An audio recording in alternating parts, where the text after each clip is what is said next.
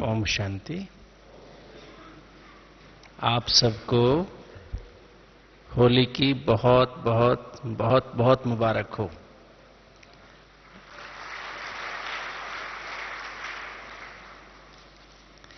हम सभी इससे पहले कि होली के ऊपर सच्ची होली मनाएं, वो होली कैसे मनानी चाहिए और हमें अभी हम मनाएंगे, है ना। अगले 1 घंटा हम होली ही मनाएंगे। सच्ची होली कैसे मनाएं, उससे पहले हम दोबारा से फिर 2 मिनट सभी साइलेंस में जाके बाबा के पास चलें, मन बुद्धि को एकाग्र करें, एकदम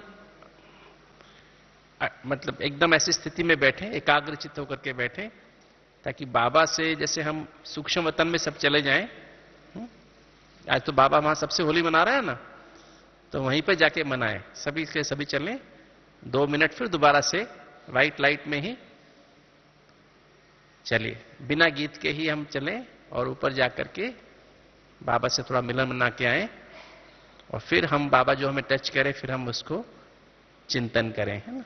चलिए, सभी बुद्धि को सब तरफ से समेट लें, मन बुद्धि को सब तरफ समेट के एक मीठे बाबा की यादों में खो जाएं।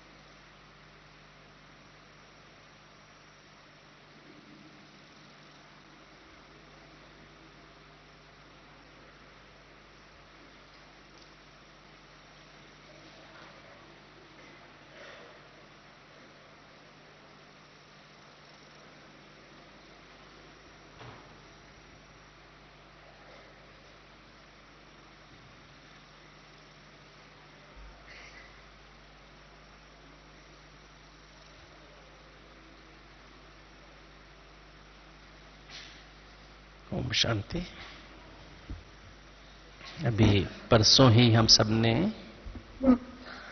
बाबा से सम्मुख होली मनाई, और ऐसा लग रहा था जब बाबा आए थे तो ऐसे लग रहा था सागर, आप सबने फील किया कि कैसे सागर हमारी तरफ हमें कैसे लहरों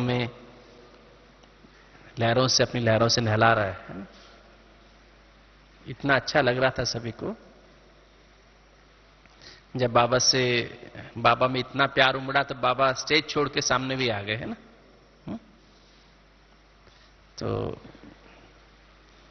होली शब्द का मतलब तो बाबा ने हमें बहुत बार बार बताया है। होली शब्द के 3 अर्थ सभी जानते हैं, जस्ट रिवाइज करें एक बार। होली माना, पहला होली माना होली माना बीत चुकी, ये बात हम बार बार सुन चुके। किंतु इसको वैज्ञानिक विधि से कैसे होली करें, इसके पीछे कैसे हम, हमारे अंदर क्यों बार बार वो बातें फिर बार बार लौट के आ जाती हैं। बहुत बार होली करते हैं किंतु फिर लौट करके वापस हमें प्रभावित करती हैं, है ना। तो आज उसको हम बहुत ही एक वैज्ञानिक तरीके से समझ के, है ना, इसमें साइलेंस और साइंस के मिश्रण से समझते हुए उसको हम सचमुच में आज उसकी होली सदा के लिए मना दें। तो पहला अर्थ होली का मतलब Holi means past is past, जो बीत चुका उसको हम भूल जाएं, सदा के लिए समाप्त कर दें, सदा के लिए जला दें। दूसरी बात, होली माना पवित्र, होली माना पवित्र, होली फिर पवित्र बन जाए।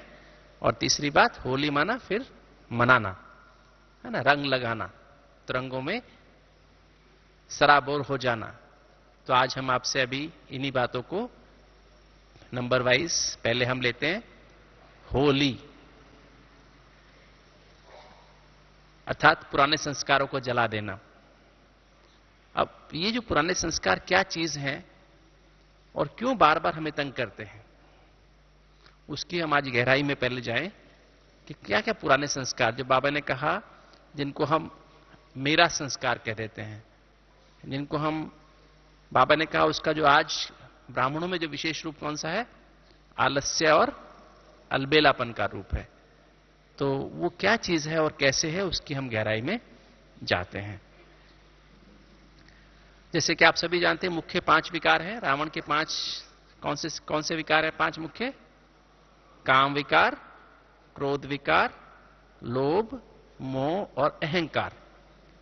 ये जो 5 विकार हैं मुख्य, ये हमें किस किस तरह से, इसकी हम डिफरेंट रूपों की व्याख्या भी कर लें कि किस तरह से हमारे अंदर आना शुरू करते हैं और कहां कहां किस स्टेज में हमारे पास आए हैं और वो हमारे अंदर किस रूप में अभी हैं, ताकि उनको पहचान के, परख के हम निकाल सकें और सदा के लिए जला सकें।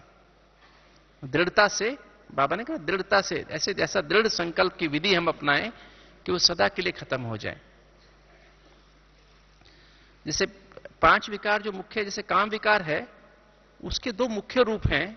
जो एक तो काम विकार तो स्थूल में, जो आज बाबा ने जो सुबह मुरली चलाई, उस मुरली में बाबा ने कहा काम विकार माना, कल की मुरली में भी था, गिरा माना अपने आप को शूट कर देना, है ना, खत्म कर देना।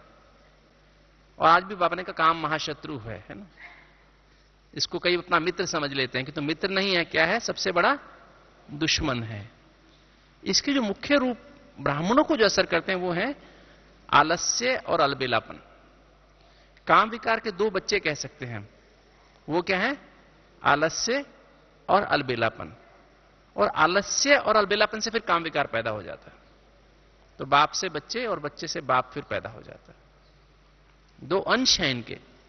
अब अगर ब्राह्मणों की दिनचर्या में, अगर ब्राह्मण अपनी दिनचर्या में जरा भी आलस्य करें, सुबह अमृत वेले उठने में, मुरली सुनने में, मुरली में जाने में, या दिन में अटेंशन रखने में, या शाम को चार्ट भरने में, सोने से पहले 10-15 मिनट बाबा की याद में बैठने में, बिना याद करे ही सो गए, बिना चार्ट भरे ही सो गए, तो क्या होगा, सोपन में क्या आएंगे, 20 साल पुरानी बातें, 30 साल पुरानी बातें भी सोपन में आएंगे, है ना।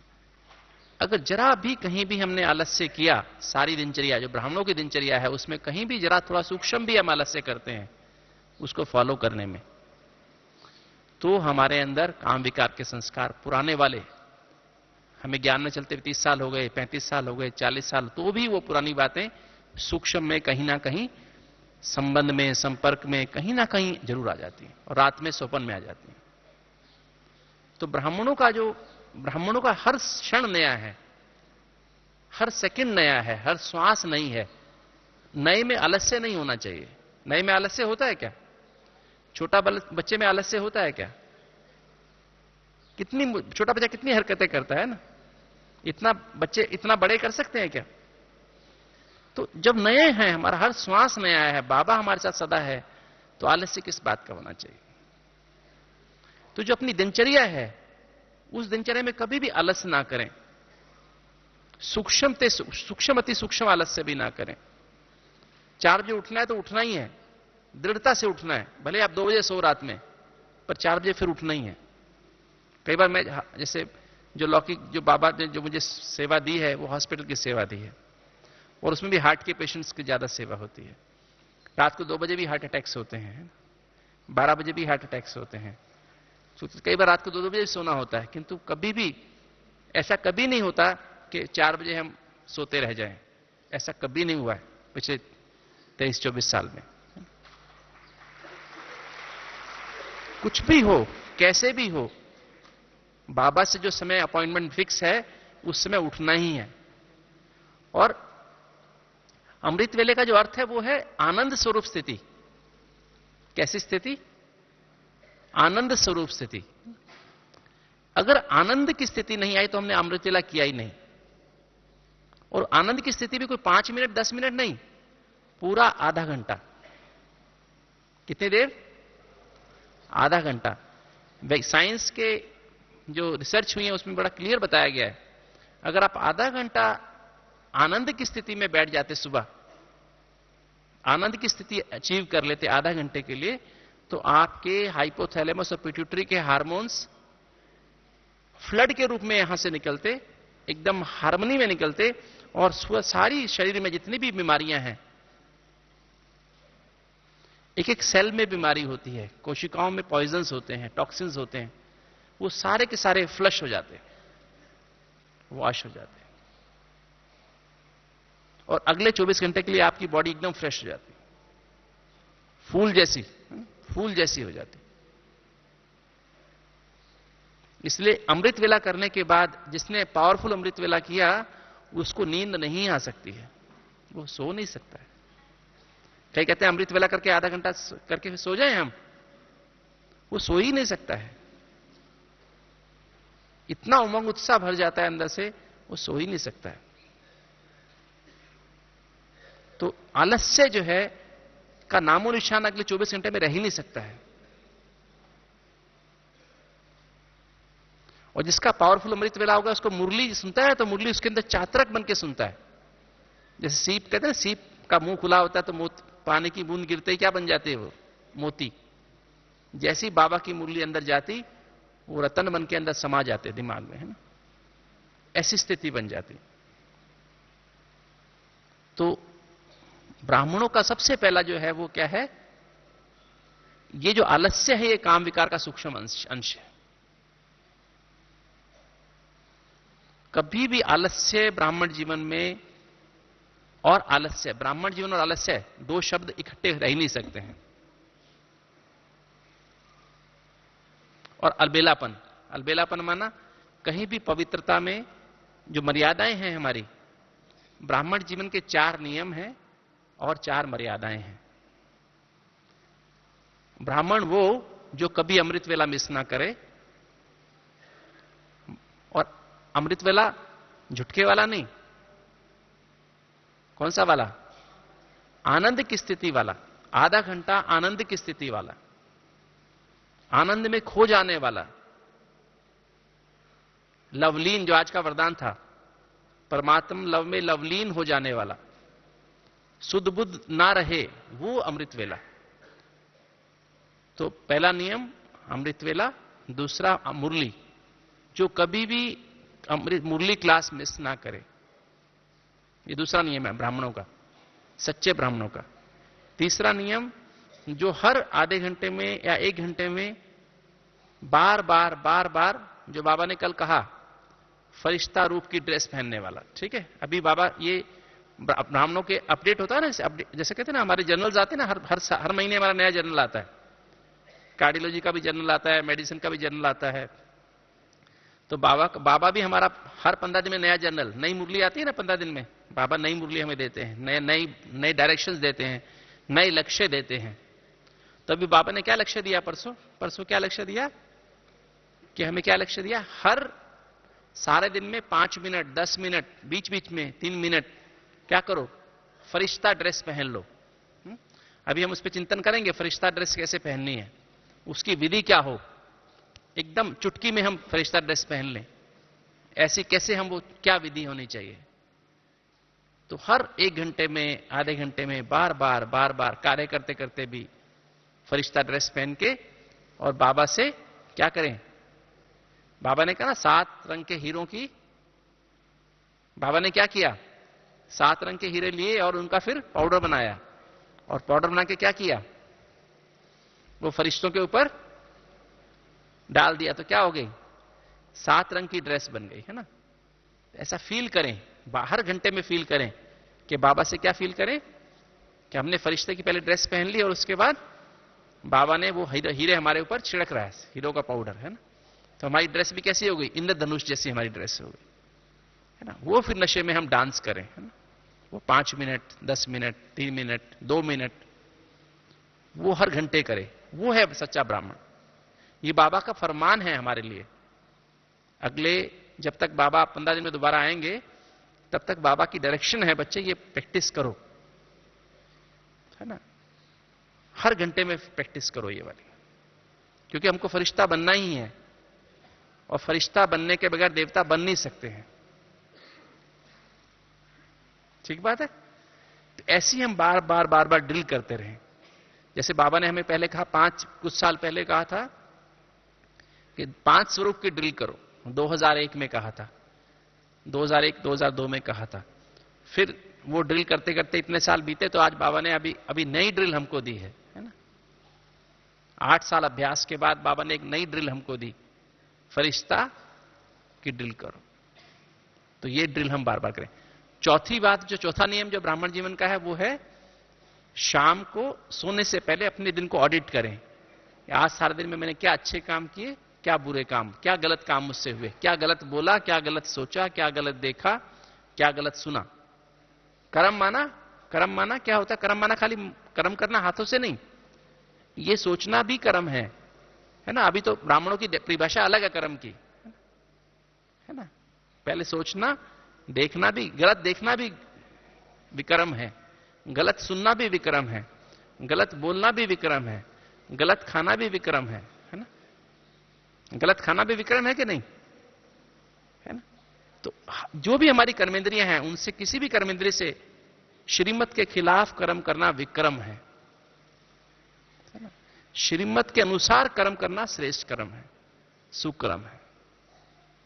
तो ये हम चेक करें, आज सारा दिन में मेरी स्थिति कैसी रही, जो बाबा ने डायरेक्शन दी उनके अनुसार, श्रीमत के अनुसार चला, या श्रीमत के अनुसार अलावा मनमत या परमत पर कोई मेरा कदम गया। तो ऐसी 4 बातें वो करके, फिर साथ में चार्ट भरने के बाद फिर बाबा की याद में 15 मिनट बैठो पावरफुल, और फिर सूक्ष्म वतन में जाके, हमारा जो बेडरूम कहां पर है? सूक्ष्म वतन। और बेड कौन सा है हमारा? कौन सा बेड है हमारा? हमारा बेड है बाबा की गोद, है ना। जो हमारा बेड है ना, जो कमरे में बेड होता है, वो तो गैरेज है ना। शरीर क्या है? कार है ना हमारी। तो कार को कहां रखो? गैरेज में पार्क किया, और कहां जाओ? कहां जाओ? अपने बेडरूम में, है ना। और अपने बेडरूम में कहां सोना है? जमीन पे नहीं। हमारा बेड कौन सा है?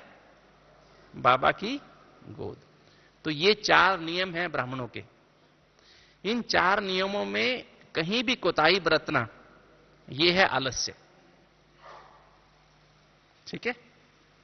और अलबेलापन क्या है? 4 मर्यादाएं हैं। उन 4 मर्यादाओं में कहीं भी ऊपर नीचे करना, मनमत या परमत का इस्तेमाल करना, वो है अलबेलापन। 4 मर्यादाएं कौन सी हैं? पहली मर्यादा है पवित्रता। ब्राह्मण वो जो मन से, वचन से, कर्म से, संबंध संपर्क से और स्वपन तक भी ब्रह्मचारी और ब्रह्मचारी हो। ब्रह्मचारी माना जिसकी दृष्टि जैसे ब्रह्म में आत्मा एक दूसरे को देखती है ना, ब्रह्म तत्व में रह करके, ऐसे एक दूसरे को देखे, वो है ब्रह्मचारी। अर्थात एक दूसरे को आत्मा ही देखे, आत्मा भाई भाई की, जो आज की मुरली में भी था, आत्मा भाई भाई के रूप की दृष्टि अपना ले, चमकता हुआ सितारा ही देखे और शरीर की तरफ नजर ना जाए। तो पहली, और ब्रह्मचारी माना जो बाबा ने किया, जो ब्रह्मा बाबा ने साकार में करके दिखाया, जैसी परिस्थितियां बाबा के सामने, अगर मेरे सामने कोई परिस्थिति आती है तो मैं वो वैसे ही एक्शन में आऊं जैसे ब्रह्मा बाबा के सामने जो सेम परिस्थिति आई, तो ब्रह्मा बाबा ने कैसे उसको फेस किया। जितना ब्रह्मा बाबा ने फेस किया उतना किसी ने फेस नहीं किया। हर परिस्थिति ब्रह्मा बाबा के सामने आई थी, हमारी दादियों के सामने आती हैं, वो कैसे फेस करती हैं। हमने तो यहां जब से मधुबन में आया था रोज देखा, दादी, बड़ी दादी को भी देखा, दादी जानकी जी को भी देखा और दादियों को भी देखा, कैसे वो सदा निर्माण है। कितनी बड़ी से बड़ी प्रॉब्लम्स आती हैं उनके सामने, कैसे वो निर्माण देख के हर चीज को फेस करती हैं। कभी चेहरे पे कोई आवेश का भाव, कोई चिंता का भाव, कभी कभी सूक्ष्म में भी नहीं दिखाई देता है, सदा मुस्कुराते रहते हैं। जब वो ऐसे साकार में रहते कर सकते हैं, हम क्यों नहीं कर सकते हैं? बाबा ने क्या कहा, मुझे हर बच्चा कैसा है, हर बच्चा प्यारा है कि नहीं? बाबा ने कहा मेरे को हर बच्चा बहुत, सब बच्चे कैसे हैं, अति प्यारे, अति लाडले और सिकिलरे बच्चे, है ना। बाबा को हर एक बच्चा एक से एक अधिक प्यारा है। तो इसमें ब्रह्मचारी में और ब्रह्मचारी में कहीं भी कोताही बरतना, यह है अलबेलापन। कोई बोल श्रीमत के खिलाफ निकल गया, किसी ने कोई कुछ भी बोले, कोई गुलानी करे, कोई निंदा करे, कोई इंसल्ट करे, कितना भी कुछ मर्जी करे, बाबा ने क्या किया था ऐसी स्थिति में? क्या बाबा ने कभी किसी के सामने उल्टे शब्द बोले थे? जो मैं उल्टे शब्द बोलूं, जो बाबा ने नहीं किया वो मैं कैसे करूं? जो बाबा ने किया मुझे वो करना है। तो वो है पवित्रता। व्यर्थ संकल्प भी आना अपवित्रता है। नेगेटिव तो बहुत दूर की बात है। जब हमारी ऐसी स्थिति बने तो है सच्ची पवित्रता। यह है सच्चा पहला अटेंशन। अलबेलापन का उल्टा क्या होता है? अटेंशन। अगर ये अटेंशन रखे तो अलबेलापन कभी आए नहीं। फिर शुद्ध अन्न, है ना। शुद्ध अन्न की डेफिनेशन भी बहुत बड़ी है। दूसरी मर्यादा क्या है? शुद्ध अन्न की डेफिनेशन है कि शुद्ध अन्न माना खाली मुख से हम खाते हैं क्या? आंखों से भी तो खाते हैं ना, नहीं? जो आंखों से देखते हैं वो भी तो हमारे अंदर जाके डिपॉजिट होता है ना। या तो कमजोरी पैदा करता है, शक्ति पैदा करता है। कानों से जो सुनते हैं वो भी तो हमारे अंदर, वो भी तो भोजन है ना आत्मा का। तो वो कुछ ऐसी बातें हम सुन लेते हैं जो आत्मा को कमजोर करती हैं, कुछ ऐसी बातें सुनते हैं जो आत्मा को स्ट्रांग बनाती हैं। मुरली आत्मा को स्ट्रांग बनाती है ना। हमारी दादियों की क्लासेस हमारी आत्मा को स्ट्रांग बनाती हैं, है ना। किंतु ऐसी इधर उधर की बातें, मनमत की बातें, परमत की बातें, कुसंग की बातें आत्मा को कमजोर बना देती हैं। तो शुद्ध अन्न बाबा की याद में बनाना, बाबा की याद में खाना, इसमें अलबेलापन करना। खाना खाते समय बोलना, खाना बनाते समय बातें करना, खाना बनाते समय कुछ और बातें सोचना, यह है भी अलबेलापन। तीसरा है सत्संग। तीसरी मर्यादा सत्संग। सत्संग माना एक सत्य बाप का निरंतर संग करना, उसके संग में ही रंगे रहना। बाबा ने कल कहा ना, 3 बार परसों कहा ना, कंपेनियन, कंपनी और कंबाइंड। कंपेनियन, बाप ही मेरा कंपेनियन है, बाप की ही कंपनी में रहना है और बाप से निरंतर क्या रहना है? कंबाइंड रहना है। पहले माया क्या करती है? पहले बाप से अलग करती है ना। बाप से अलग करके फिर क्या करती है? क्या करती है? फिर अपना रंग लगाती है।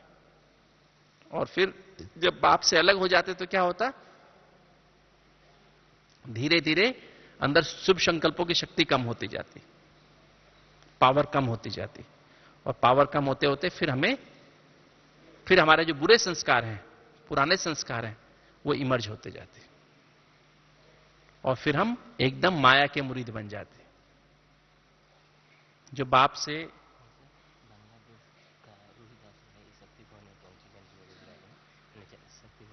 कौन सा बांग्लादेश का?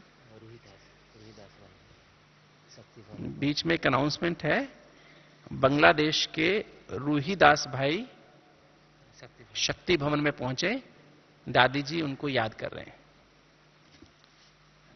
शक्ति भवन, बांग्लादेश के रूहीदास भाई शक्ति भवन में पहुंचे, दादी जी उन्हें याद कर रहे हैं। तो तीसरी बात समझे, सत्संग। सत्संग का एक बहुत सूक्ष्म रूप जो मैंने देखा, जो स्थूल रूप भी और सूक्ष्म रूप भी कह सकते हैं, वो है बाबा की मुरली, मुरलीधर की मुरली। अगर वो मुरलीधर की मुरली निरंतर हमारे अंदर समाई रहे तो भी सत्संग है। वो मुरली अंदर बार बार बजती रहे। आज बाबा ने क्या कहा? आज बाबा ने कहा मैं कांटों को फूल बनाने आया, कांटों के जंगल को फूलों का बगीचा बनाने आया। तो यही बात अंदर बजती रहे, बजती रहे, बजती, ये भी सत्संग है। आज बाबा ने कहा लव में लवलीन रहो, परमात्म लव में लवलीन रह करके हर कार्य करो। तो ये अंदर बजता रहे कि बाबा की लव में लवलीन हूं मैं, चेक करते रहे, तो ये भी सत्संग है। अब यही धंधा करना है। बाबा ने कहा बच्चे अब तुम्हें यही धंधा करना है, यही ईश्वरीय धंधा करना है, ये अंदर बजता रहे, ये सत्संग है। मतलब मुरली भी दिन में कम से कम दिन में 8 बार तो कम से कम रिवाइज करनी चाहिए। कितनी बार रिवाइज करनी चाहिए? राजा बनने के लिए कम से कम, अगर हम राजा बनना है, राजा रानी बनना है, 16,108 की माला में आना है, तो कम से कम कितनी बार रिवाइज करनी चाहिए? 8 बार रिवाइज। तो ये है अटेंशन। अगर इसमें अलबेलापन करते हैं हम, तो इसमें अगर अटेंशन नहीं रखते हैं तो अलबेलापन है। और चौथा जो मर्यादा है वो है दैवी गुणों की धारणा, सत्यता। पहला दैवी गुण कौन सा है? सत्यता। अवगुण जब भी आए मन में, कोई भी अवगुण का अंश भी आए, तो उसको छोड़ के दैवी गुण को पकड़ लेना। कभी मन में क्रोध आए, कभी मन में कोई विकार, दूसरा कोई भी सूक्ष्म उसकी चिंता आए, भय आए, शक अनुमान आए, किसी के ऊपर कोई जल्दीबाजी करने का दिल करे, ईर्ष्या का स्वभाव आए, उसको रोको, तुरंत फुल स्टॉप लगाओ और लगा के दैवी गुण को धारण करो। क्योंकि अगर ब्राह्मण बनने के बाद अगर हमें 100 गुना फल मिलता है तो 100 गुना दंड भी मिलता है। अभी पहले थे हम छोटे छोटे मर्चेंट होते हैं ना, किराना मर्चेंट होते हैं ना, जो छोटी छोटी चीजें बेचते हैं, एक दिन में 100 रुपया कमाते हैं, 200 रुपया कमाते हैं। आटा नमक बेचते हैं, टॉफी बेचते हैं ना। पहले हमारा वो वाला बिजनेस था सभी का। और अभी हमारा बिजनेस किसका है? किसी का बिजनेस है? हीरो का बिजनेस है ना। तो हीरो के बिजनेस में कमाई रोज लाखों की होती है, तो नुकसान भी किसका होगा? लाखों का होगा ना। अगर हम ठीक परख करके हीरे खरीदेंगे और हीरे बेचेंगे तो क्या होगा? लाखों की कमाई होगी। और अगर हमने परखने की शक्ति छोड़ करके अलबेलापन किया तो क्या होगा? लाखों का नुकसान होगा। तो अभी हमारा बिजनेस बदल चुका है ना। पुराना बिजनेस नहीं है। पुराना बिजनेस है क्या हमारा? अभी हम छोटे व्यापारी नहीं है। कौन से व्यापारी हैं? दुनिया के बड़े से बड़े व्यापारी हैं। सत्यता, पहला तो है सत्यता। सत्यता माना क्या? अपने ओरिजिनल, अनादि, आदि, अविनाशी, पावन सतो प्रधान स्थिति में स्थित होकर, पावन सतो प्रधान मतलब निराकारी स्थिति और देवता स्थिति में स्थित होकर हर संकल्प, बोल और कर्म करना, संबंध संपर्क में आना व सोपन में आना, किसी बुराई व अवगुण को संकल्प, बोल व कर्म से टच ना करना, यह है सत्यता। आत्मा की सच्चाई। मेरी सच्चाई क्या है? पावन सतो प्रधान स्थिति, या तो चमकता हुआ ज्योति बिंदु स्वरूप परम धाम में, या सतयुग में प्रिंस या प्रिंसेस, लाइट का ताज, रतन जड़ित ताज, सर्वगुण संपन्न, 16 कला संपूर्ण, संपूर्ण निर्विकारी, मर्यादा पुरुषोत्तम और अहिंसा परमो धर्म।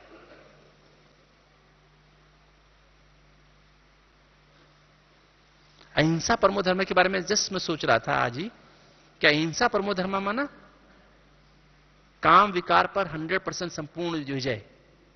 जैसे काम विकार काम रूपी हिंसा को छोड़ा तो क्या हुआ, लाइट का ताज आ गया। क्रोध लोभ मोह अहंकार को छोड़ा तो विश्व कल्याणकारी की सेवा का ताज आ गया। विश्व कल्याण की जिम्मेवारी का ताज आ गया। जिसके पास क्रोध है, लोभ है, मोह है, अहंकार है, वो विश्व कल्याण की जिम्मेवारी का ताज पहन ही नहीं सकता है। जिसने क्रोध छोड़ा, लोभ छोड़ा, मोह छोड़ा, अहंकार छोड़ा तो क्या होगा, छोड़ते ही क्या होगा, बाबा हमें क्या करेगा, विश्व कल्याण की सेवा का ताज दे देगा। सारे विश्व की सेवा की हमको ऑटोमेटिक जिम्मेवारी दे देगा। जैसे बाबा ने कहा ना, दादियों को बाबा इमर्ज करता है अमृत वेले, एडवांस पार्टी की आत्माएं जाती हैं। और कुछ हमारी प्रेजेंट जो दादियां हैं या हमारे ऐसे अनन्य भाई बहन हैं, अनन्य का मतलब खाली जिनके नाम हैं उनके नहीं, जो भी बाबा के बच्चे जहां भी रहते हैं, सेंटरों पे रहते हैं या ग्रस्त में रहते, प्रवृत्ति मार्ग में रहते हैं, सच्चे बच्चे हैं, बाबा उनको इमर्ज करता है अमृत वेले और उनको ड्यूटी देता है, बच्चे तुम्हारा आज ये ड्यूटी है, तुम वहां जाओ। तुम जैसे कमांडर होता है ना, आर्मी का कमांडर होता है, तुम वहां जाओ, तुम वहां जाओ, तुम वहां जाओ, तुम वहां जाओ, तुम वहां जाओ। जो सच्चे बच्चे हैं, बाबा को ऐसे बच्चों की बहुत आवश्यकता है। सत्यता, बाबा के जो बच्चों की मुख्य विशेषता है वो क्या है, सत्यता। और सत्यता की डेफिनेशन बहुत गहरी। सत्यता कौन सी, जो अपने निराकारी और आदि स्वरूप में स्थित रहते हैं, वो हैं सच्चे बच्चे। दूसरा पवित्रता, निर्भयता। निर्भयता माना, निर्भयता का गुण जो है वो कैसा गुण, एक आंख में मुक्ति, एक आंख में परमधाम का सीन घूमता रहे, दूसरी आंख में सुखधाम का सीन घूमता रहे। ये दुनिया का सीन ना घूमे, वो इस दुनिया में निर्भय रह सकता है। जिसकी आंखों में सदा परमधाम और सदा सुखधाम घूमता है, उसको इस दुनिया से कोई डर नहीं है। डर कोई डर नहीं हो सकता। फिर अंतर्मुक्ता। अंतर्मुक्ता माना एक सेकंड में शरीर से डिटैच, मैं चमकती हुई आत्मा, बस यही फील होवे, मैं चमकती हुई आत्मा, लाइट का ताज, आंखों में आत्मिक दृष्टि। ऐसी स्थिति जब महसूस होवे तो है अंतर्मुक्ता। एकांतवासी माना एक के अंत में स्थित हो जाना, ज्ञान के सागर के अंत में स्थित हो जाओ, पवित्रता के सागर के अंत में स्थित हो जाओ, होते जाओ, है ना। शांति के सागर के अंत में स्थित हो जाओ, प्रेम के सागर के अंत में स्थित हो जाओ, आनंद के सागर के अंत में स्थित हो जाओ, सर्व शक्तियों के सागर के अंत में स्थित हो जाओ। एकाग्रता, उसमें टिक जाओ, मन बुद्धि एकदम वहीं चली जाए।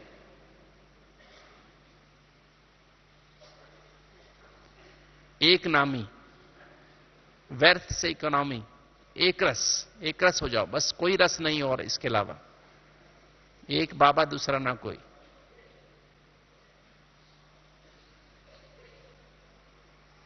सरलता, नम्रता, उदारता, मधुरता, धैर्यता, गंभीरता, रमणीकता, संतुष्टता, हर्षित मुक्ता, दृढ़ता, सम्मान में रहकर सबको सम्मान देना, निमित्त भाव, निर्माण भाव और निर्मल वाणी। लास्ट में 4 जो दैवी गुण हैं वो ये हैं, आज्ञाकारी, वफादार, ईमानदार, फरमानबरदार। आज्ञाकारी, वफादार, ईमानदार, फरमानबरदार। आज्ञाकारी माना बाबा की आज्ञा है पवित्र भव, योगी भव। वफादार माना एक बाप दूसरा ना कोई। मेरा तन मन 100% बाबा के हवाले। ईमानदार माना, बाबा से सदा सच्चे रहना। हर बात बाबा को जो आए, जैसा है अंदर, मैं जो हूं जैसा हूं, बाबा के सामने सदा सच्चे रहना। अपना पोता मेल हर समय बाबा के सामने रखते रहना। जो बात आए तुरंत बाबा को बताना, वो है ईमानदार। और फरमान बरदार माना, बाबा का फरमान है बच्चे अभी फरिश्ते रूप की ड्रिल करो, जल्दी जल्दी फरिश्ता बनो, पुराने को जला दो और नए को परमात्म संग के रंग में रहो।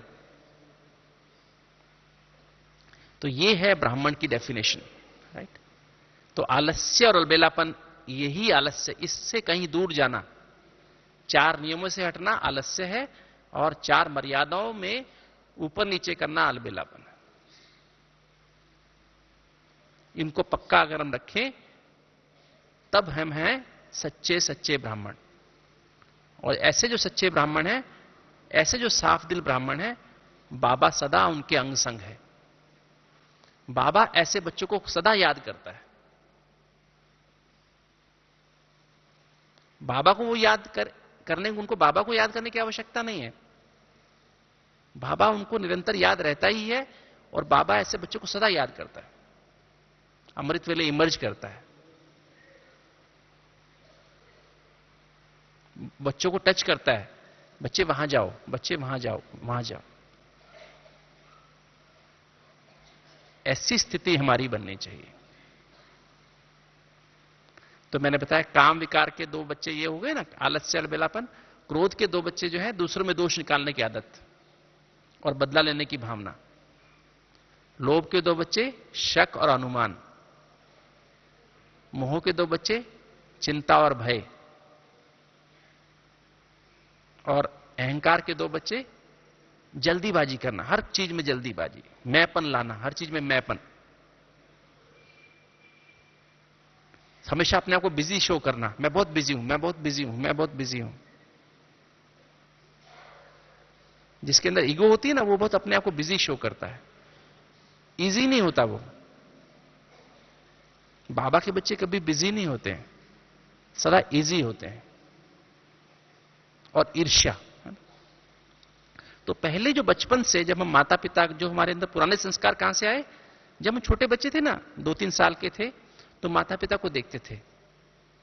माता पिता जो अपनी आदतों से खुद तंग थे, क्रोध से, लोभ से, मोह से, अहंकार से, है ना, सेंसिटिव नेचर, इमोशनल नेचर के कारण वो व्यवहार करते, हम उनको देखते थे, और वो हमारे अंदर, वही व्यवहार हमारे अंदर स्टोर होता गया। 11 साल की उम्र तक उसको हम पैसिव फेज कहते हैं लाइफ की, ओरल फेज कहते हैं। हम माता पिता में, भाई बहनों में, अड़ोसी पड़ोसी में, स्कूल के टीचर्स में, अपने स्कूल के विद्यार्थियों में, साथ में जो पढ़ने वाले बच्चों में जो बातें देखते हैं ना, वो हमारे अंदर अपने आप स्टोर हो जाती हैं। हमारे घर में किसी की डेथ हो गई, कोई बात हो गई, कोई घटना हो गई, वो हमारे अंदर गहरी बैठ जाती है, और बैठ करके हमारी फिर 11 साल तक हमारी वो नेचर बन जाती है, स्वभाव बन जाता है, जिसको हम कहने लगते हैं मेरा स्वभाव, मेरा संस्कार। वो लगता है वो मेरा नेचर है, बचपन से मेरे अंदर है, पर वो बचपन से मेरे अंदर नहीं था। जब मैं 4 साल का था, मेरे वो स्वभाव नहीं था। 3 साल का था, मेरा वो स्वभाव नहीं था। किंतु 3-4 साल की उम्र के बाद जो मैंने देखा माता पिता के अंदर, भाई बहनों के अंदर, उनका स्वभाव मेरे अंदर आ गया। और वो उनके अंदर कैसा स्वभाव था? रावण का स्वभाव था। काम के वश, क्रोध के वश, लोभ के वश, मोह के वश, अहंकार के वश वो आचरण करते थे, और उनसे वो अपना काम निकालते थे। उनसे मैं प्रभावित होकर वो मेरे अंदर स्टोर हो गया। उसको मैं आज अपना मेरा स्वभाव संस्कार कहता हूं।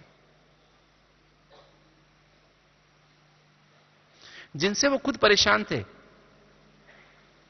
वो बातें मेरे अंदर घुस गई। फिर उसके बाद 11 साल की उम्र के बाद अब मैं उसी चश्मे से, जो चश्मा मेरे अंदर 11 साल की उम्र तक लग गया, उसी चश्मे से मैं दुनिया को देखना शुरू कर दिया। चलिए 2 मिनट बाबा को याद करें, फिर उसके बाद बाकी चिंतन करेंगे।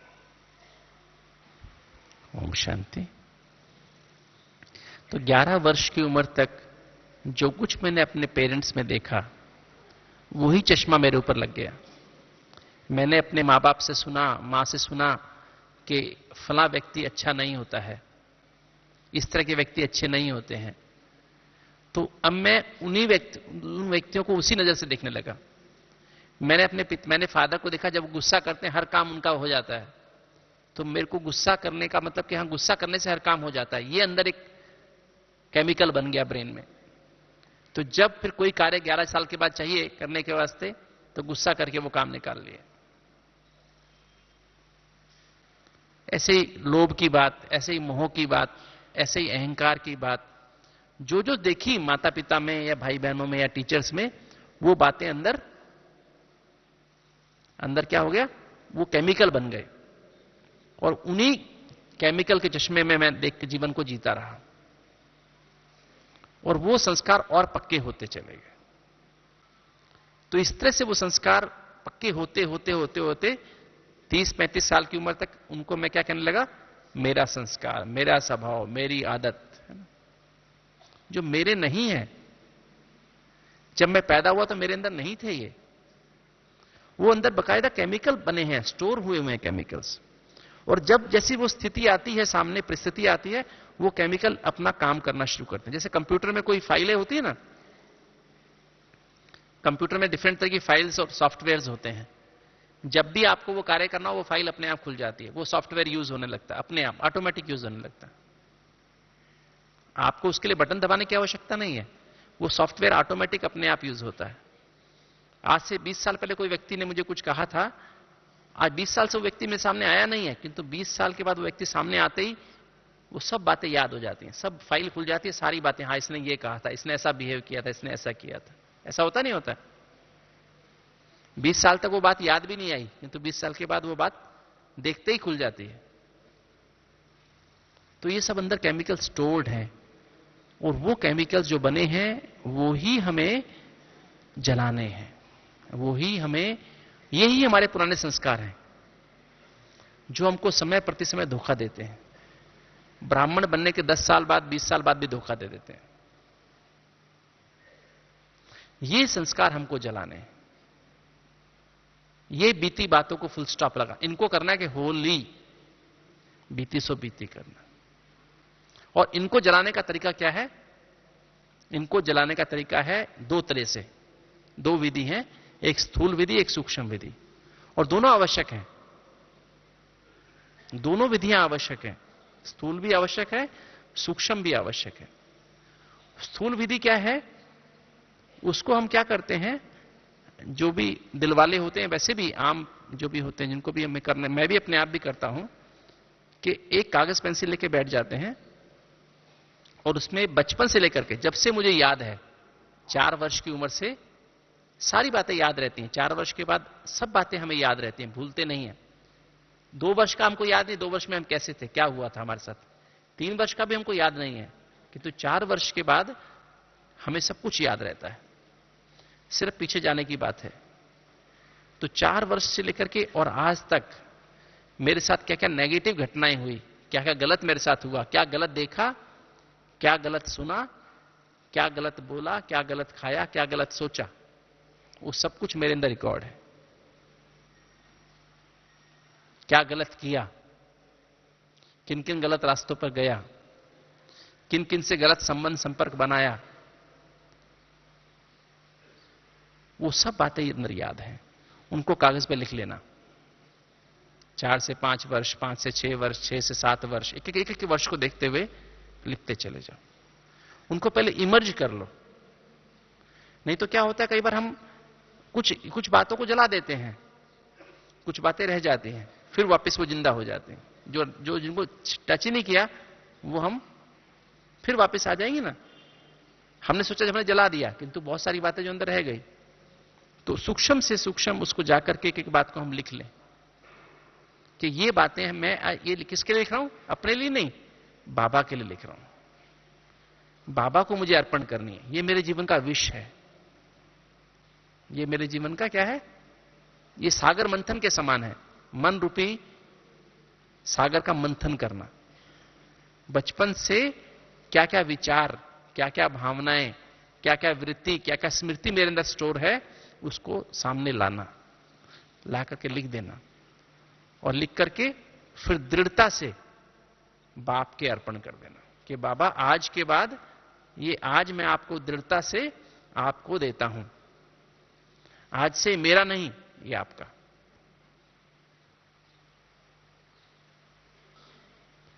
उसको सच्चे दिल से समर्पण कर देना।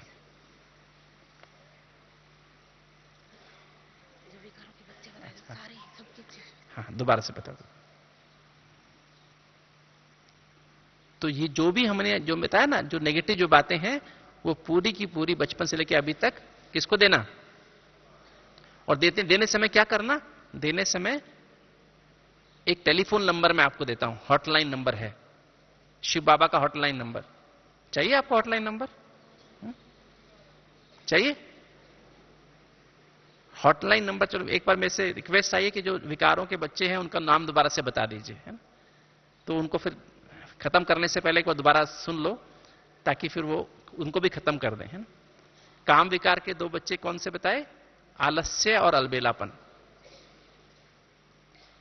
अगर आलस्य और अपनी दिनचर्या में 4 नियमों में आलस्य किया और 4 मर्यादाओं में अलबेलापन लाया, तो काम विकार पैदा हो जाता है वापस।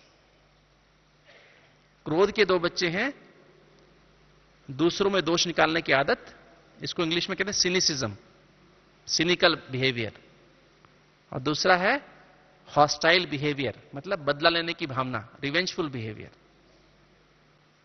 Cynicism and hostility. जो क्रोधी व्यक्ति होता है वो दूसरों में दोष निकालता रहता है, उसकी आदत होती है दूसरों में दोष निकालने की, और बदला लेने की भावना रखता है। फिर ऐसे व्यक्ति को क्रोध वापस आता रहता है, अपने आप ही आता रहता है।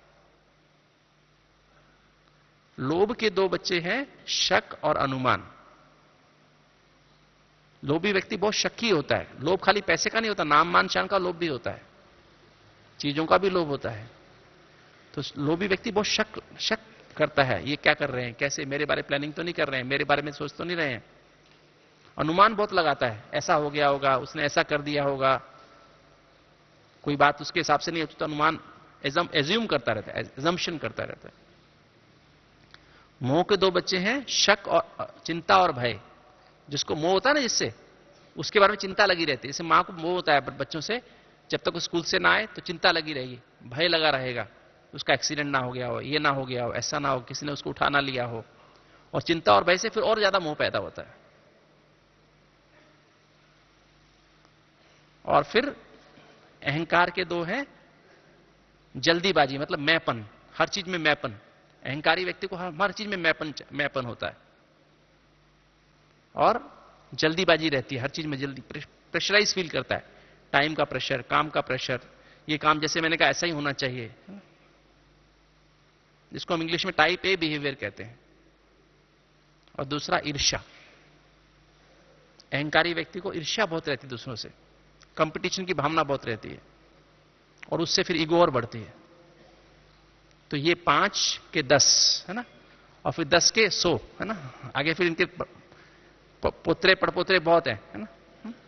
तो उसके में जाएंगे तो फिर तो शाम हो जाएगी पूरे उसके नाम गिनते गिनते, है ना।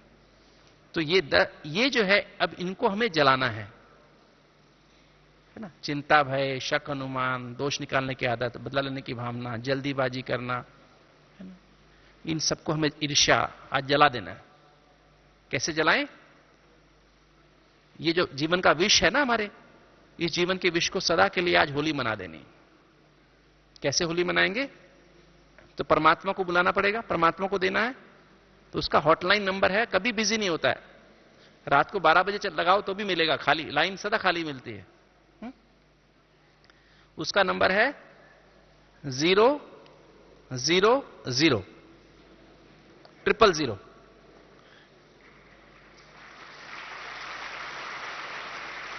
जैसे अपने अगर टेलीफोन करें ना, मोबाइल भी करें, 1 0 लगाए तो कहां जाते हैं? सिटी के बाहर। 2 0 लगाए तो कंट्री के बाहर, और 3 0 लगाए तो विश्व के बाहर, वर्ल्ड के बाहर चले जाते हैं, है ना। तो पहली जीरो क्या है? मैं आत्मा जीरो, है ना? मैं आत्मा बिंदु। दूसरी जीरो, मेरा बाप भी जीरो, मतलब बिंदु, बट सिंधु। और तीसरी जीरो, अभी तक जो कुछ बीता मल्टीप्लाइड बाय जीरो। लाख को जीरो से गुना करें तो क्या होता है आंसर? जीरो। करोड़ को जीरो से गुना करें तो आंसर जीरो। तो अभी तक जो कुछ बीता, जब भी हम बाबा को याद करें तो बहुत सिंपल तरीका है। मैं आत्मा जीरो, मेरा बाप जीरो, और अभी तक जो कुछ बीता मल्टीप्लाइड बाय जीरो। खाली हो गया ना? बस। मैं आत्मा बिंदु और सागर मेरे साथ है ना? ज्ञान का सागर, पवित्रता का सागर, शांति का सागर, प्रेम का सागर, सुख का सागर, आनंद का सागर, शक्तियों का सागर, और भर गए पूरे। बस एकदम क्या बन गए? लवलीन हो गए, नहीं हो गए? सागर में समा गए नहीं? कुछ भी याद नहीं आएगा, कोई भी पुरानी बात आपको याद आ नहीं सकती। जीरो हो गया ना? सब कुछ जीरो कर दिया ना? मल्टीप्लाई कर दे जीरो से, कुछ भी हो। बच्चा याद आए, बच्चा मल्टीप्लाइड बाय जीरो, क्या हो गया आंसर? आंसर क्या? पत्नी मल्टीप्लाइड बाय जीरो, आंसर क्या? पति मल्टीप्लाइड बाय जीरो, आंसर क्या आएगा? क्या आंसर आएगा? जीरो आएगा ना? किसको जीरो से मल्टीप्लाई करो, आंसर क्या आता है? जीरो आता है ना?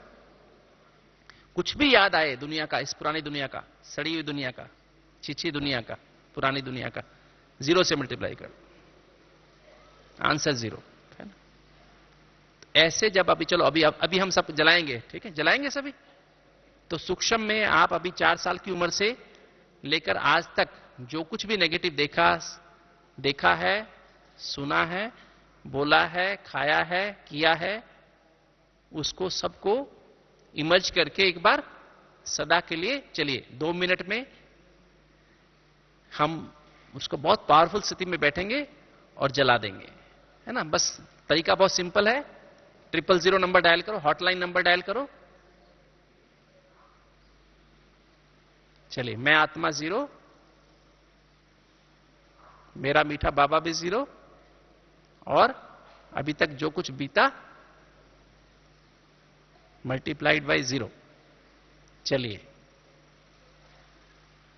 फील करें कि मेरे जितने भी ब्रेन में ऐसे केमिकल्स हैं, ऐसे मॉलिक्यूल्स बने हुए हैं, स्टोर है मेमोरी में, वो सब खत्म हो रहे हैं, सब वो खत्म हो गए। ऐसा फील करें। आज के बाद, इस सेकंड के बाद वो कभी मेरे जीवन में दोबारा ना आए। सच्चे मन से, दृढ़ता से स्वाहा कर दो।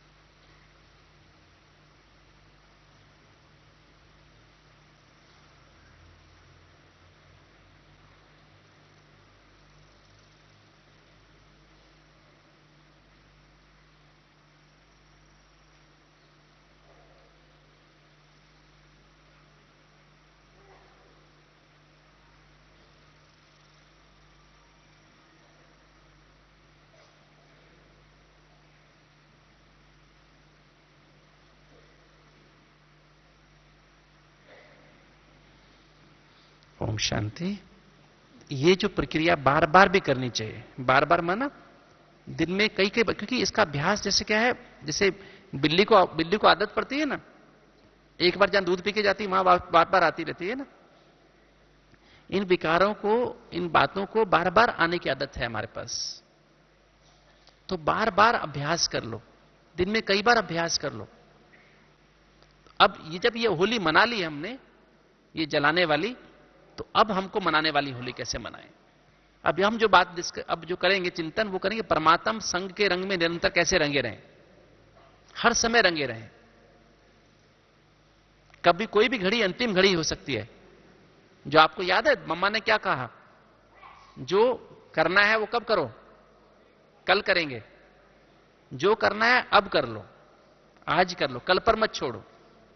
और दादी ने क्या कहा, कर्मातीत होना ही है, होना ही है, होना ही है। कब होना है, अभी होना है कि बाद में होना है, अभी होना है। दादी को तो हमने देखा, दादी कैसे एक ही लगन थी, एक ही धुन थी, कर्मातीत होना ही है, कर्मातीत होना ही है, कर्मातीत होना ही है। इतनी बिजी होते हुए बस मुझे कर्मातीत होना है, मुझे कर्मातीत होना है। सब सेंटर्स की जिम्मेवारी संभालते हुए दादी जानकी जी को भी आप देखते हैं ना, कैसे इतनी उम्र में सारा कुछ करते, सारा कुछ संभालते, अमृत वेला, मुरली, हर चीज में कैसे नंबर 1। अभी देखो दिन रात सेवा में बिजी है ना, तो भी कर्मातीत होना है, कर्मातीत होना। वो ऐसी लगन, ऐसी अंदर से धुनी लगी हुई है ना, धुन लगी हुई है। और दीदी का क्या था स्लोगन, अब घर जाना है, अब घर जाना है, अब घर जाना है। तो ये जो स्थिति बने, ये अंदर बजने लगे है ना, जैसे होता है ना अंदर ट्यूनिंग बजती है ना, जैसे अंदर एक ट्यून बजती रहती है ना, वो ट्यून बजनी शुरू हो जाए। जो करना है अब कर लो, जो करना है अब कर लो, जो करना है अब कर, माना क्या करना है हमको, क्या करना है हमको, अपने को आत्मा समझ के एक ही बात करनी है, जो अपने को आत्मा समझ के बाप की याद में रहना है। हम सबने बहुत गहराई से देख लिया, देह और देह के संबंधों में जाके देख लिया ना, देखा सभी ने, कितने भी देह के संबंध हैं, देह और देह के संबंध हैं, वहां सब क्या मिलता है, बताओ क्या मिलता है। दुख के अलावा कुछ मिलता है? अपनी देह के बारे में सोच के देखो, सुख मिलेगा? देह के बारे में सोचते ही लगता है अरे यहां कमर का मणका हिल गया है, गर्दन का मणका हिल गया है, पेट में एसिड बनता है, सिर में दर्द रहता है, बाल सफेद हो गए, हार्ट की वो कोलेस्ट्रॉल मेरा बढ़ा हुआ है, शुगर थोड़ी ऊपर नीचे रहती है, टेंशन शुरू हो गई। नहीं शुरू होती। देह के संबंधों के बारे में सोच के देख लो, बच्चा है, अच्छा बहुत अच्छा बच्चा है, बहुत अच्छी पढ़ाई करता है, तो भी टेंशन है ना, इसका आगे ये, इसको अगली क्लास में यहां जाने वाला है, इसके ऐसे करना, ठीक सा नहीं है, कहना नहीं मानता, तो भी टेंशन है ना? कोई भी संबंध है, पत्नी है, पति है, मां है, बाप है, बच्चा है, कोई भी संबंध, दोस्त है, टेंशन के अलावा कुछ नहीं मिलता, दुख के अलावा कुछ भी प्राप्ति नहीं। देखो एक चीज जीवन में बड़ी इंपॉर्टेंट है, हम कई बार बातों को दबाते हैं, दबाना नहीं, बातों को दबाने से ज्वालामुखी के भांति प्रेशर बढ़ता जाता है अंदर। कोई बात दबाओ नहीं। हम इंसानों को, ह्यूमन बीइंग्स को एक स्पेशल पावर मिली है, वो है एशिया की पावर। कौन सी पावर? एशिया। वो ह्यूमन ब्रेन में है। एशिया माना ए फॉर एनालिसिस।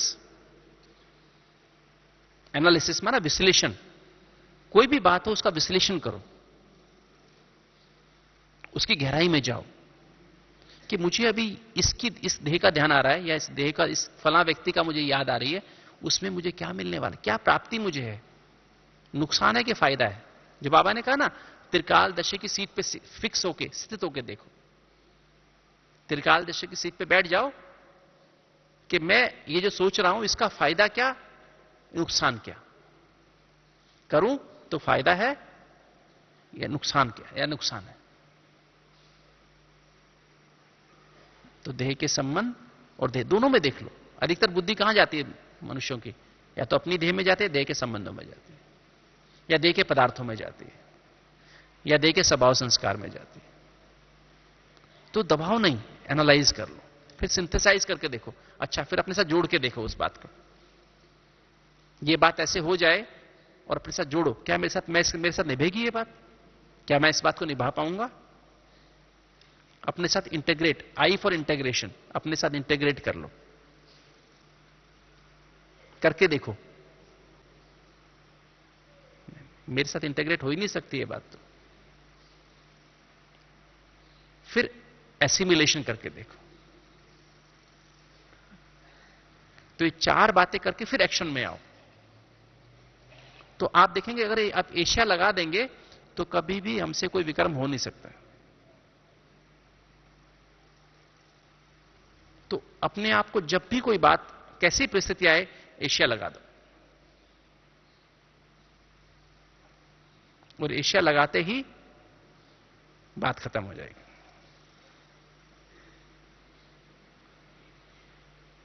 तो तुरंत हमारे अंदर जो परमात्म दिव्य बुद्धि जागृत हो जाएगी, अपने आप जागृत हो जाएगी। यह अभ्यास करते करते एक दिन ऐसा हो जाएगा, दिव्य बुद्धि सदा जागृत रहेगी। ये जो पुरानी आसुरी बुद्धि खत्म हो जाएगी।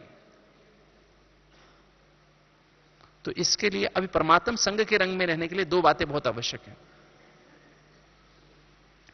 पहली तो है होली। होली माना पवित्र। पवित्र बुद्धि में ही परमात्म संग का रंग लग सकता है। पहले जला लिया ना, जलाते ही हम पवित्र बन गए। जलाने से ही क्या बन गए हम? ऐसे हल्का लग रहा ना पहले से, जलाने से हम हल्के हो गए, नहीं हो गए? पवित्र बन गए, बुद्धि पवित्र हो गई और सतोगुणी बुद्धि बन गई। जैसे जलाया पुराने को, तो सतोगुणी माना आत्मा के अंदर 7 गुण तो हैं, ज्ञान, पवित्रता, शांति, प्रेम, सुख, आनंद और शक्तियां, वो इमर्ज हो जाती हैं बुद्धि में। और ऐसी बुद्धि में परमात्म रंग लगता है ना? तो उसको परमात्म रंग को लगाने के लिए क्या करें? बस जब भी हम चलते फिरते एक ही अटेंशन रखें। वो कविता याद है सभी को? Twinkle twinkle little star, how I wonder what you are, है ना? कवि जो कविता गाता है, उसने कविता आत्मा के लिए लिखी है। वो देखता है कि छोटा सितारा चमकता है, और how I wonder what you are, एक छोटा सितारा चमकता, सब कुछ काम करता है। आंखें भी काम करती, नाक कान मुख भी काम करता, सारी बॉडी की हर सेल भी काम करती। और सितारा निकल जाता तो क्या होता? सब कुछ खत्म हो जाता। फिर दूसरी 2 लाइन में क्या? Up about the world so high, that means beyond the stars, beyond the moon, beyond the sun, up about the world so high, like a diamond, not a diamond, like a diamond. There is another star which is like a diamond, जो कि हीरे जैसा है। हीरा माना 7 रंगों को reflection करने वाला, 7 रंगों को रिफ्लेक्ट करने वाला। इन द स्काई नहीं, अबाउट द स्काई। तो पहली 2 लाइन में आत्मा, दूसरी 2 लाइन में परमात्मा।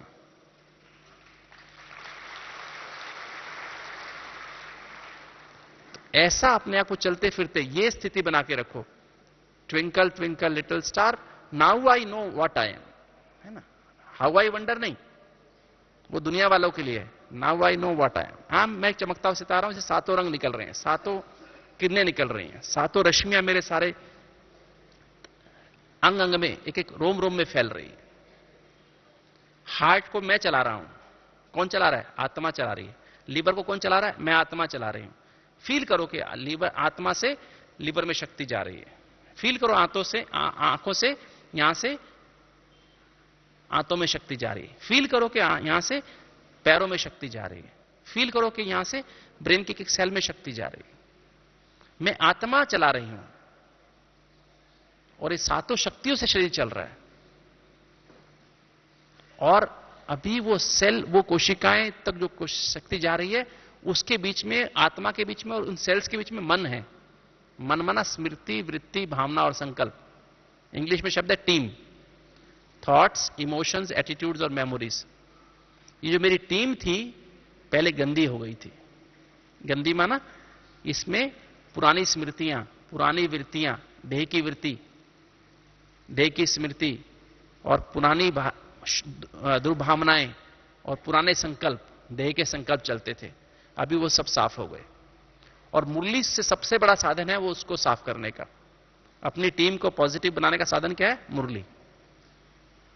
मुरली जो है 100% पॉजिटिव स्मृति, पॉजिटिव वृत्ति, पॉजिटिव भावना, पॉजिटिव संकल्प है।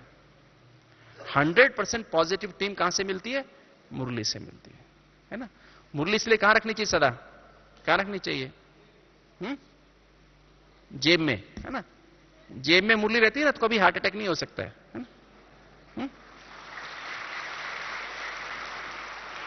जो हमारे दिल वाले हैं ना, जो दिल वाले माना जो हार्ट पेशेंट्स आते हैं, वो सबके सब अपने यहां जेब में मुरली रखते हैं, इसलिए कभी हार्ट अटैक नहीं आया उनको, है ना? एक बार जो हार्ट अटैक यहां आने से पहले आया था, आया, कि जिन्होंने अपनी जेब में मुरली रखी उनको कभी हार्ट अटैक आया नहीं दोबारा,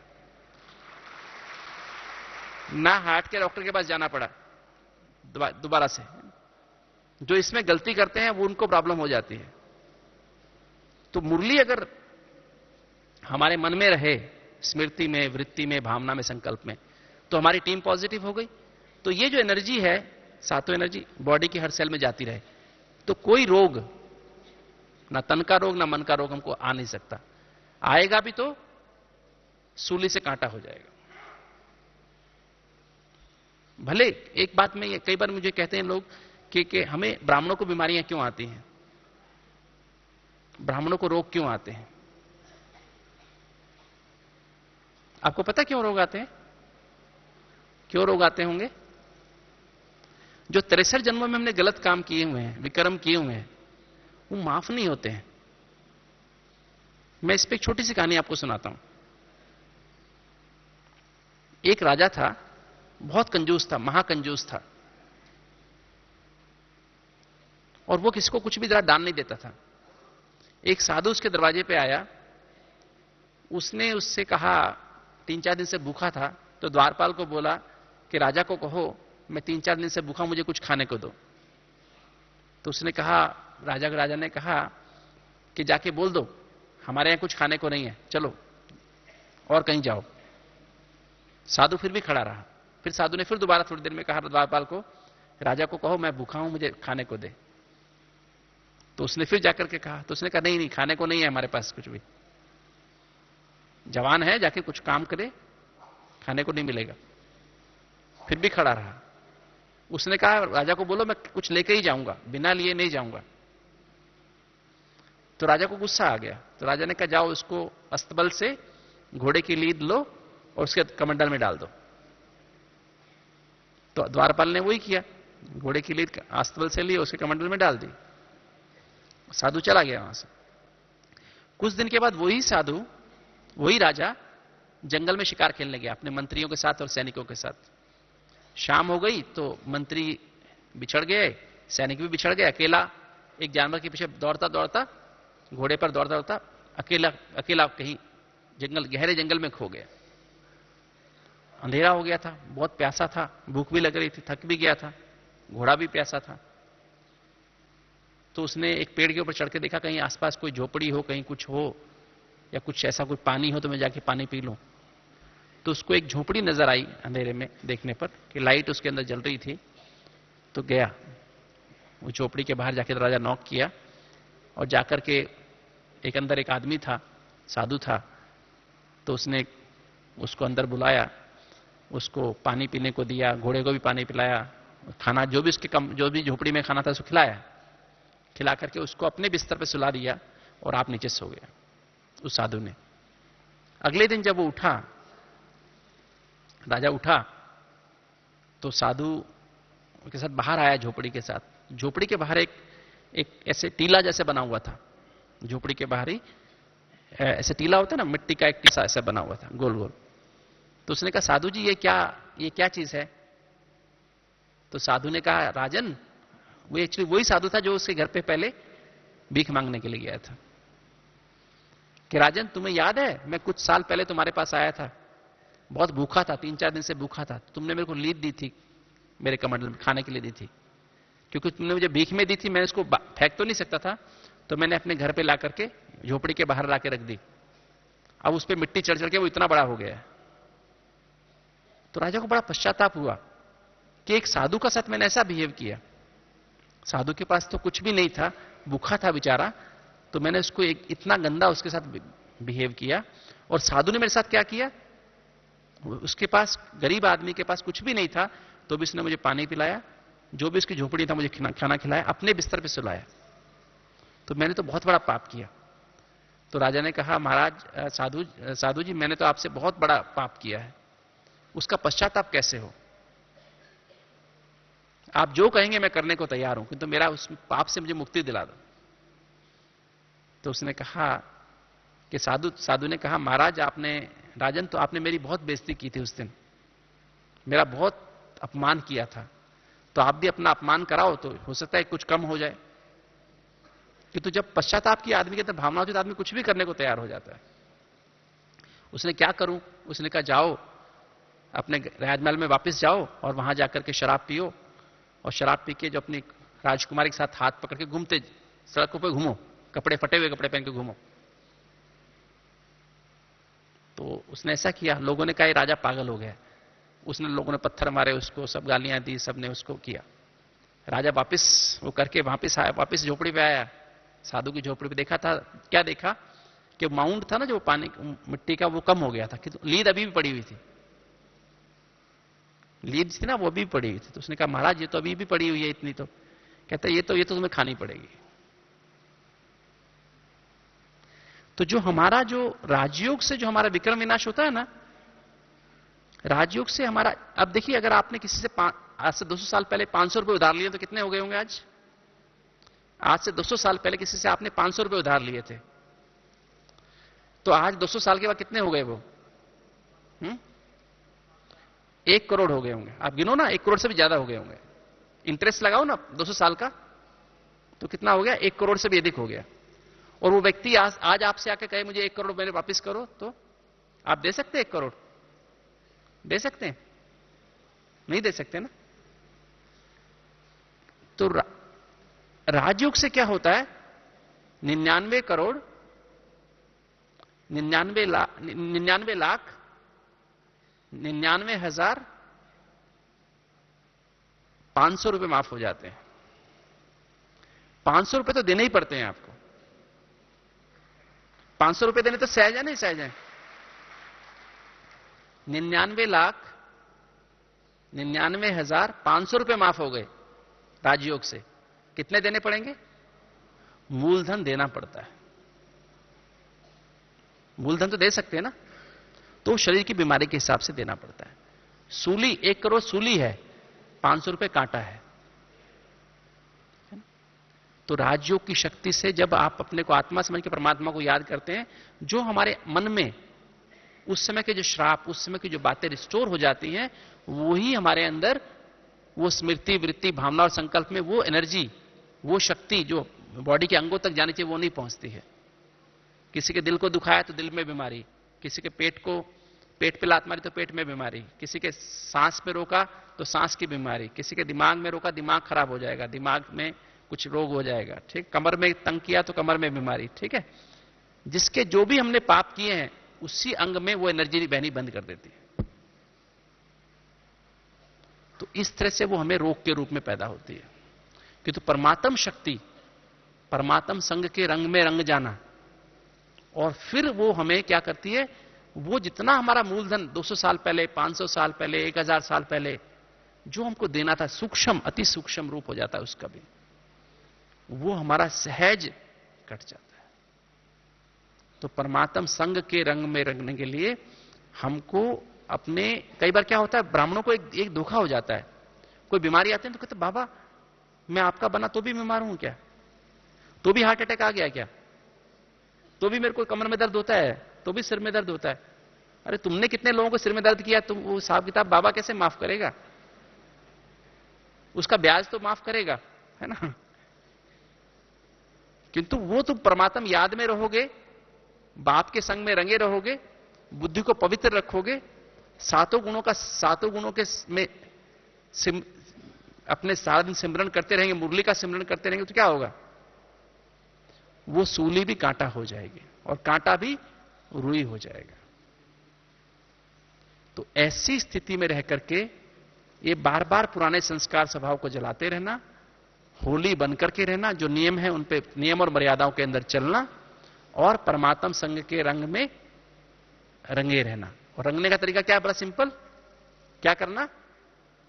चाहे जलाना हो चाहे मनाना हो, क्या करना? हॉटलाइन नंबर याद रखना। ठीक है? क्या नंबर याद रखना? इसमें कोई खर्चा भी नहीं आता है, कोई 500 रुपए का बिल नहीं आएगा आपका। ठीक है? बिल भी 0 आता है। ठीक है ना? और प्राप्ति कितनी होती है? एक के आगे जितनी मर्जी 0 लगाते जाओ, जितनी बार हॉटलाइन नंबर लगाओगे उतनी 0 लगती जाएंगी। तो परमात्म संग के रंग में, चलो अभी हम वो अभ्यास करेंगे, अगले 5-6 मिनट ये अभ्यास करेंगे कि परमात्म संग के रंग में कैसे रंगे हम महसूस हो, कैसा रंग हमें लगे। और उसके बाद एक गीत बजाना लास्ट में, झूम रहा मेरा मन हो के मगन ना। फिर सब उस पे गीत पे सब बाद में खड़े होकर डांस करेंगे। ठीक है? होली मनानी ना, तो पहले हम 5-6 मिनट परमात्म संग के रंग में रंगना। कैसे रंगना है? पहले ज्ञान का सागर, है ना, बाबा को ऊपर नहीं, परम धाम में नहीं, बाबा को नीचे बुला लेते हैं, है ना, ऊपर ही, अपने ऊपर ही बुला लेते हैं। ठीक है? यहां पर ही बुला लेते हैं ना। तो परमात्मा कौन है? ज्ञान का सागर। अपनी बुद्धि को उसमें लगाएंगे और बुद्धि रूपी तार से वो ज्ञान के सागर की, ज्ञान की लहरें हमारे अंदर आई। ज्ञान माना ABCD, मैं आत्मा, बाबा मेरा पिता, परमात्मा की संतान, C फॉर कनेक्शन, मेरा संबंध, सर्व संबंध उसके साथ, और D फॉर ड्रामा, जो हुआ अच्छा हुआ, जो हो रहा है अच्छा हो रहा, जो होने वाला बहुत अच्छा होने वाला। पहले तो ये ज्ञान का सागर मेरे एक एक, अब पहले बुद्धि में, बुद्धि से आत्मा में, आत्मा से मन से होता हुआ ब्रेन के एक सेल में, है ना, स्टोर हो गया। ABCD स्टोर हो गया। मैं आत्मा हूं, ये स्टोर हो जाए दिमाग के एक सेल में। परमात्मा की संतान हूं, ये अंदर स्टोर हो जाना चाहिए। अभी नई मेमोरी स्टोर करनी है। पुरानी स्टोरी, पुराने जला दिया ना, पुराना जला दिया वो हाथ उठाओ। जिन्होंने पुराना जलाया हाथ उठाओ। जिन्होंने पुराना जला दिया हाथ उठाओ। बहुत अच्छे, बहुत अच्छे। तो अभी नई मेमोरी, नई बात स्टोर करनी है, नए संस्कार इमर्ज करने हैं। मैं आत्मा हूं, ईश्वर की, परमात्मा की संतान हूं, मेरा सर्व संबंध उसके साथ है। वही मेरा माता है, वही मेरा पिता है, वही मेरा टीचर है, वही मेरा सतगुरु है, वही मेरा बंधु है, वही मेरा सखा है, वही मेरा साजन है, वही मेरा सर्जन है। मेरा डॉक्टर भी वही है, कोई दूसरा डॉक्टर नहीं है, है ना। और फिर D फॉर ड्रामा, इस सृष्टि रूपी ड्रामा में हर आत्मा का अपना अपना पार्ट है। इसलिए अभी तक जो कुछ हुआ अच्छा हुआ, जो हो रहा है अच्छा हो रहा है, और जो होने वाला बहुत अच्छा होने वाला। तो ये एक एक सेल में, ब्रेन के एक सेल में स्टोर हो रहा है, और वो फिर वहां से मैसेज सारी ब्रेन बॉडी की सेल्स में जा रहा है। एक एक बॉडी की सेल में ये मैसेज जा रहा है, और फिर यहां से ये सागर के रूप में, सागर है ना, सागर यहां से आया और स्मृति वृत्ति भावना संकल्पों से होता हुआ सारे दिमाग की सेल्स में, बॉडी की कोशिका में होता हुआ रोम रोम से बाहर निकल गया, और बाहर मेरे आसपास ज्ञान का सागर ही सागर इकट्ठा हो गया। ठीक है? और खूब प्रेशर से जैसे आ रहा है, बहुत तेजी से फ्लश हो रहा है सारा कुछ, पुराना सब कुछ फ्लश होकर नया नया सब रिकॉर्डिंग हो रही है, और मैं ज्ञान के सागर में समा गया। इस फीलिंग में चले जाओ, अभी चले जाओ।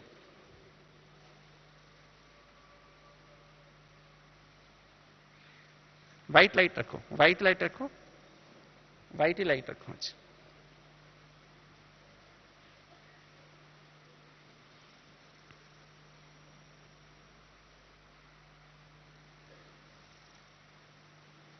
अंदर बजने लगे, मैं आत्मा हूं, परमात्मा की संतान हूं।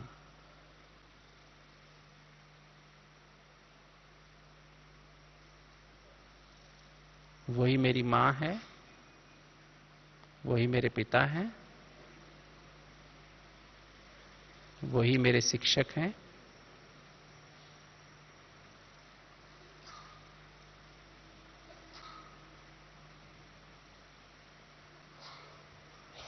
वही मेरे सतगुरु हैं, बंधु हैं, सखा हैं, साजन हैं और सर्जन हैं।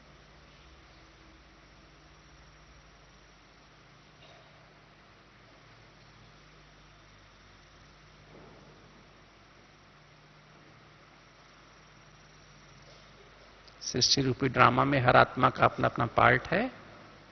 जो हुआ अच्छा हुआ, जो हो रहा है अच्छा हो रहा है, जो होने वाला बहुत अच्छा होने वाला।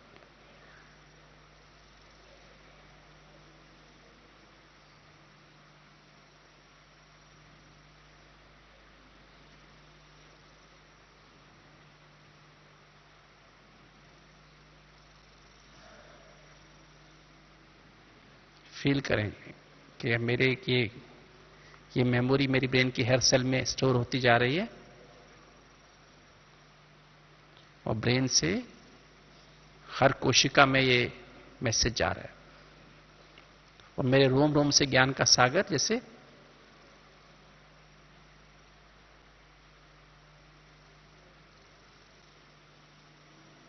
बहता जा रहा है और मैं अभी ज्ञान के सागर में समा गई हूं, इस फीलिंग में रहे।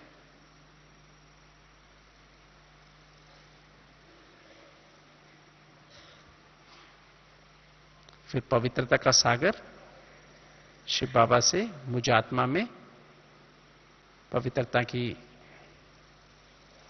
लहरें मुझ आत्मा पर उतर रही हैं और मुझ आत्मा से शरीर के एक एक रोम में, एक एक कोशिका में समाती जा रहे हैं।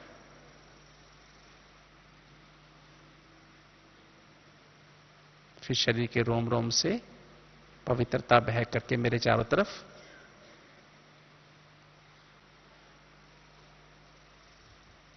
पवित्रता का सागर ही सागर, ऐसा फील करें। ऐसे ही फिर शांति का सागर, प्रेम का सागर, सुख का सागर,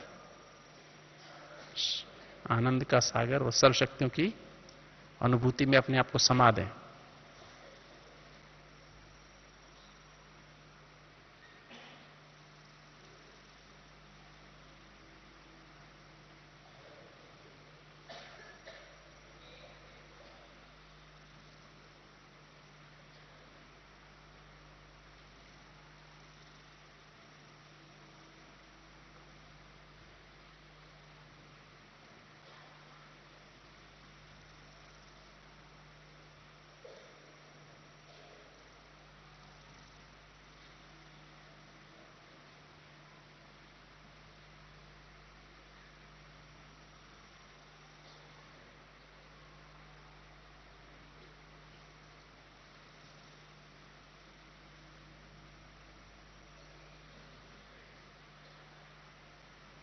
अपने आप को महसूस करें कि मैं आत्मा परमात्म गोद में हूं।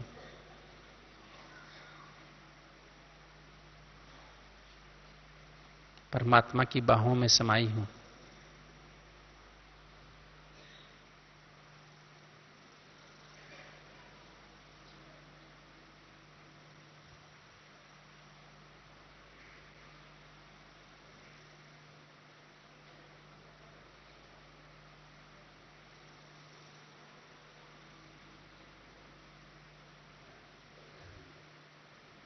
फरिश्ते स्वरूप की अनुभूति करें।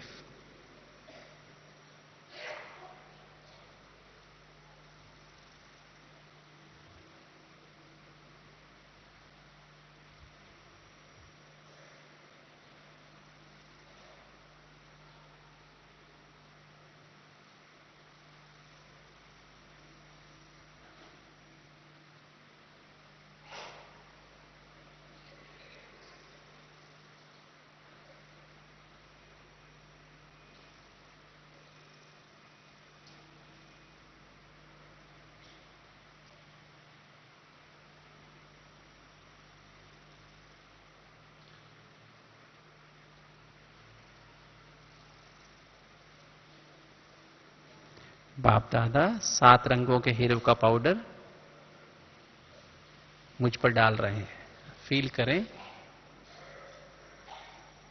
फरिश्ता की चमकीली ड्रेस पर अब 7 रंगों के हीरे किस प्रकार चमक रहे हैं।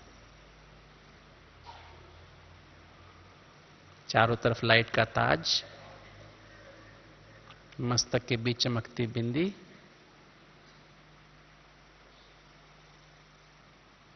दो नयन जैसे लाइट के बल्ब, और फरिश्ता की ड्रेस, चमकीली ड्रेस।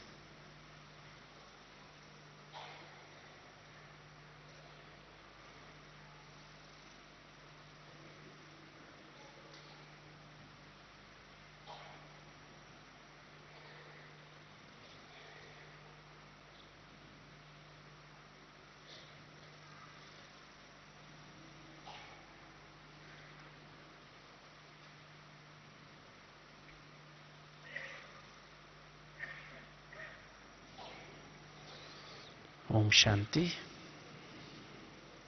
ऐसे सारा दिन में बार बार अपने आप को यह अभ्यास जितना करेंगे उतना हम बाप समान संपन्न और संपूर्ण बन जाएंगे। चलो अभी एक गीत बजेगा, झूम रहा मेरा मन है, एक गीत ये वाला। पहले वो गीत बजाओ और फिर उसके बाद एक होली का गीत बजाना, ठीक है? अभी 1 मिनट फिर बाबा को याद कर लो, वो गीत बजे और फिर सभी डांस करना है, खड़े होकर डांस करना। अभी पहले 1 मिनट गीत बजेगा और पहले वो उसमें आप योग करना, फिर खड़े होकर डांस करना है सभी।